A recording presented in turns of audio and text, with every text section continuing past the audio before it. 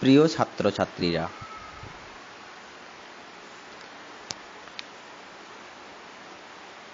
সৌম্যমিত্রের নাট্যভাবনা বিষয়ক প্রবন্ধগুলির আলোচনার পথ বেয়ে আজ এই পর্বে আমরা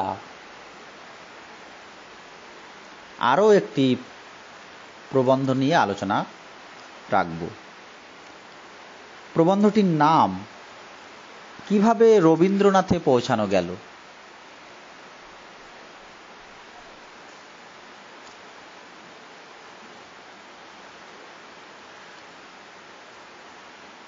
এই প্রবন্ধটির মূল বিষয়, যেহেতু প্রাবন্ধিক সৌম্যমিত্র একজন নাট্যকর্মী, এই নাটককে নিয়ে কাজ করতে গিয়ে,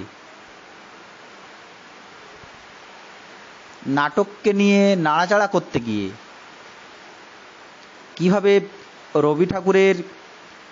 রবীন্দ্রনাথ ঠাকুরের বেশ কয়েকটা নাটকের মঞ্চরূপ তৈরি করেন, তা নিয়ে অনেকের যে কৌতূহল রয়েছে তা প্রশমনের জন্য, সেই কৌতূহলকে হালকা করার জন্য মূলত সৌম্যমিত্র কিভাবে রবীন্দ্রনাথে পৌঁছানো গেল এই প্রবন্ধটি রচনা করেছেন।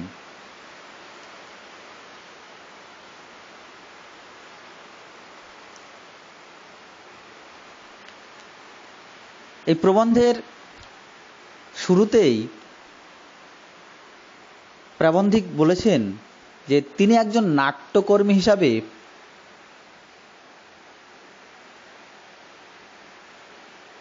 বেশ জনপ্রিয়তা লাভ করেছিলেন সে সময়।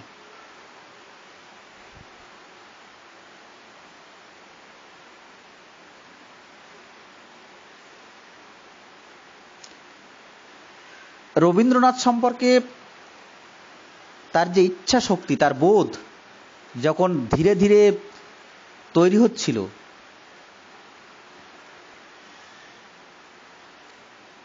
কিছুদিন পরে তার বিবৃতি দেওয়া যে তার পক্ষে সম্ভব নয়, সেটাও তিনি জানিয়েছেন এই প্রবন্ধে।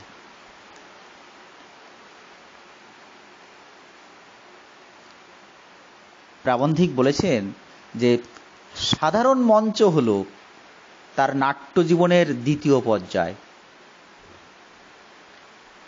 এখানেই প্রথম ফ্যাসি বিরোধী লেখক গোষ্ঠী ও শিল্পী সংঘের উদ্যোগে ও তার প্রথম নির্দেশনায় রবীন্দ্রনাথের ল্যাবরেটরি অভিনীত হয়েছিল। আর এই কাজে তার বেশ কিছু মজার অভিজ্ঞতা হয়েছিল। ঠিক এরপর জবানবন্দি মহলার সময় সমস্ত অভিনয়ের গ্রন্থনার দিকে বিশেষ দৃষ্টি দেওয়ার চেষ্টা করতেন তিনি। আর এর কারণ হিসেবে তিনি বলেছেন যে শৌখিন বা শখের নাট্যশালায় অভিনয়ের এই দিকগুলি অত্যন্ত অগোছালো থাকে, ফলে সেখানকার নাটকে হাঁটা, বসা, সংলাপ বলার ভঙ্গির মধ্য দিয়ে দৃশ্যের নাটকীয়তা প্রকাশ পায় না। প্রাবন্ধিক সৌম্যমিত্র বলেছেন, জবানবন্দি নাটকের অনুশীলন করার সময়, এই সময় থেকেই নাটকের মঞ্চসজ্জা নিয়ে তার একটা কল্পনা ছিল।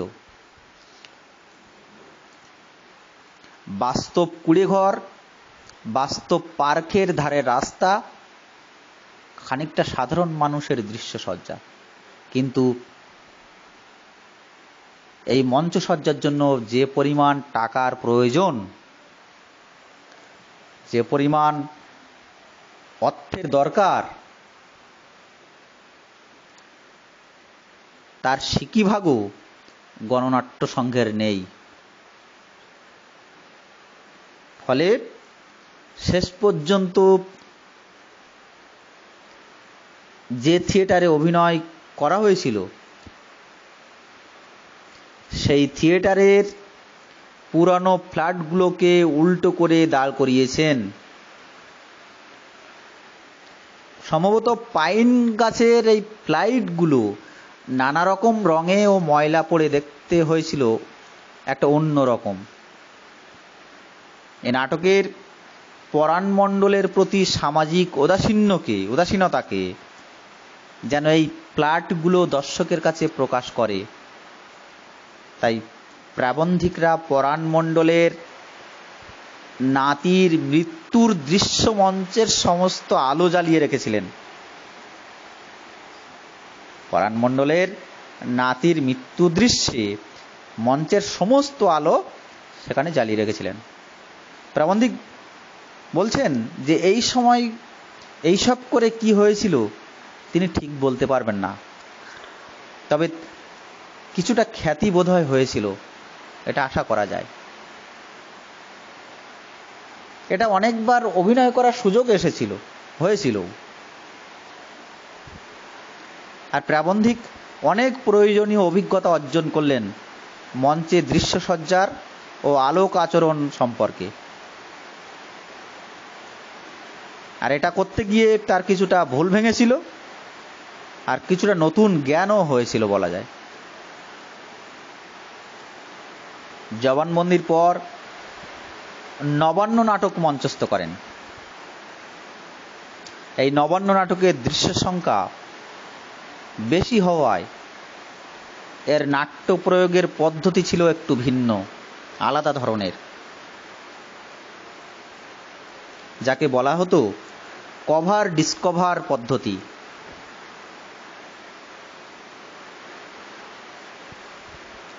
(1946 সাল থেকে প্রাবন্ধিকদের জীবনে হঠাৎ করেই বিভিন্ন ঘটনা ঘটতে থাকে। ধরতী কে লাল একটা ছবির নাম। এই ছবির শেষ করে বোম্বাই থেকে ফেরার সময় ভিটি স্টেশন থেকে প্রাবন্ধিকরা একটা তোপের আওয়াজ শুনতে পেয়েছিলেন। ঠিক এই সময় ভারতীয় নাবিকদের বিরুদ্ধে লড়াই চলছিল। সারা শহর যেন উত্তাল হয়ে উঠেছিল।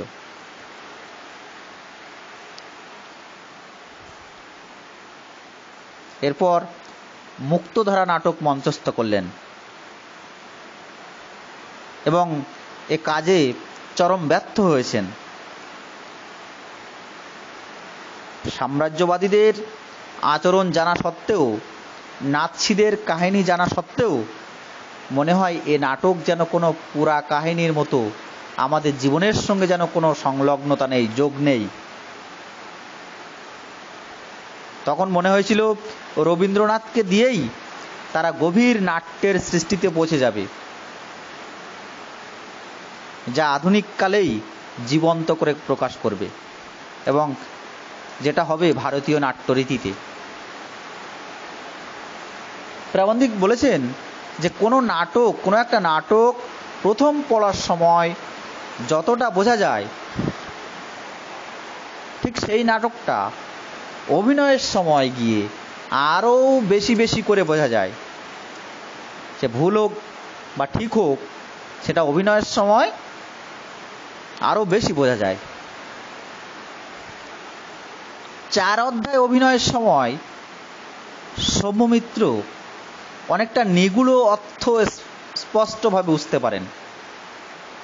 তিনি জানিয়েছেন যে এই 4 অধ্যায় অভিনয়ের সময় এর সংলাপ বলতে তাদের বেশি বেশি করে অসুবিধা হচ্ছে না, বরং কথা বলার মতোই সহজ বলে মনে হচ্ছে। তবে এর কারণ হিসাবে তিনি মনে করেন এর শহুরে ধাঁচের সংলাপ। 4 অধ্যায় নাটক থেকে কেটে ছেটে যখন অভিনয়ের জন্য সাজানো হচ্ছিল, এর চিন্তাধারাটা, এর অনুভবের ধারাটা জীবন্ত হয়ে তার বোধের মধ্যে আসছিল। এই নাটকটির দৃশ্যসজ্জা নিয়ে তিনি বলেছেন যে এই দৃশ্যসজ্জা হয়েছিল তাদের পূর্বাপর ধারা অনুযায়ী। এই নাটকের অভিনয় করতে গিয়ে প্রাবন্ধিকের মনে হয়েছে যে আমাদের দেশে নানা জায়গায় ধর্মীয় উপলক্ষে নানা রকম মেলা বসে, কিন্তু দুর্ভাগ্যবশত ধর্ম অনেক সময় মানুষকে মেলায় না। মেলা বসলে কি হবে? ধর্মের জন্য একটা ভেদাভেদ তৈরি হয়। সেজন্যই প্রাবন্ধিক বলছেন মেলা বসে ঠিকই, কিন্তু ধর্ম অনেক সময় মানুষকে মেলায় না। তাই যদি আমাদের দেশে কোনো সামাজিক ক্রিয়াকলাপকে কেন্দ্র করে মেলা হয়, তাহলে সকল ধর্মের মানুষই সেখানে অনায়াসে যেতে পারে, সহজে যাতায়াত করতে পারে, মেলামেশা করতে পারে। আর ঠিক এই কারণেই রবীন্দ্রনাথ বৃক্ষরোপণ, হলকর্ষণ, বসন্ত উৎসবের মতো ধর্মনিরপেক্ষ সমস্ত উৎসবের প্রচলন করেছিলেন, যেখানে জাতপাতের কোনো ব্যাপার নেই, ধর্মাধর্মের কোনো ব্যাপার নেই, সকলে মিলেমিশে একাকার হয়ে ওঠে এই সব উৎসবগুলোই। রবীন্দ্রনাথ সহ অন্যান্য কত সাহিত্যিকরা, অনেক সাহিত্যিক যখন জীবনের কথা বলতে চেয়েছেন, তখনই যেন তাদের মুখের ভাষা যেন রূপকের ভাষায় পরিণত হয়েছে, রূপকের আশ্রয় নিয়েছে। অনেক সময় যেন মিথের ভাষা বলে মনে হয়। আর এই আধুনিক মিথের মতো বর্ণনা হলো রক্তকরবী। রবি ঠাকুর তার সৃষ্ট চরিত্রের নামকরণের ক্ষেত্রে রূপকের আশ্রয় নিতেন বলে প্রাবন্ধিক মনে করেছেন।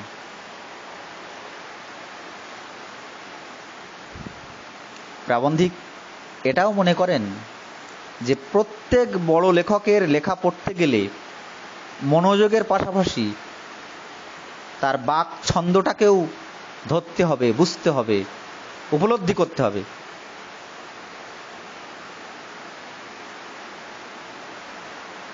আর তা না হলে তাকে কোনো মতেই বোঝা সম্ভব নয়।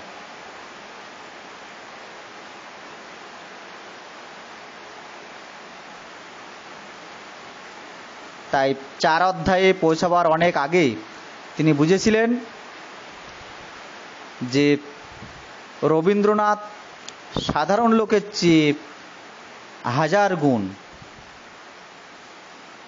বেশি বুদ্ধিমান, বেশি খ্যাতিমান, বেশি জনপ্রিয় ছিল। সুতরাং তার সংলাপের সেই ধারালো বুদ্ধিটা যদি লোককে বোঝানো যায়, যদি সেই সংলাপকে কাব্যিক সুরে পড়া হয়, তাহলে প্রাবন্ধিকদের নিজেদের বুদ্ধি অপমান হবে। এভাবেই প্রাবন্ধিক তার ঠিকানা অর্থাৎ রবীন্দ্রনাথে, প্রাবন্ধিক রবীন্দ্রনাথে পৌঁছে গিয়েছেন। এই রবীন্দ্রনাথকে আশ্রয় করে তার মনে যে সকল চিন্তা ঘুরপাক খাচ্ছিল, সেগুলো আরও স্পষ্টতর হলো, আরও পরিষ্কার হয়ে উঠল।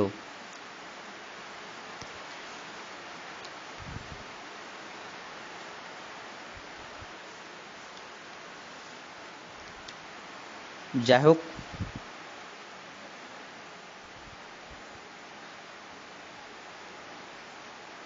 আজকের আলোচনা মোটামুটিভাবে এ পর্যন্তই।